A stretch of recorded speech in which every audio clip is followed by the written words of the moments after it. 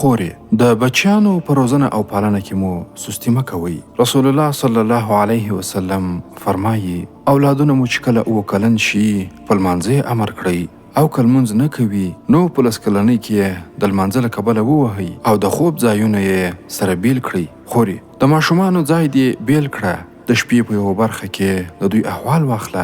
په ګرمۍ او یخنۍ کې پاملرنه پرې کوه. عبدالله ابن مبارک رحمه الله مجاهدینو ته وایي داسې کسان شته چې زموږ څخه زیات فضیلتونه لري. مجاهدینو وپوښتل چې ای ابن مبارکه موږ دلته خپلې وینې تویوو او سرونه ورکوو مګر دغه ډله څوک ده چې شرف او عزت یې له موږ څخه هم لوړ دی؟ هغه وویل هغه ښځه چې د شپې په یوه برخه کې راپاڅېږي او د ماشومانو بړستن یې ګوري کترې لرې شوي وي چې بیرته یې ورباندې وغوړوي.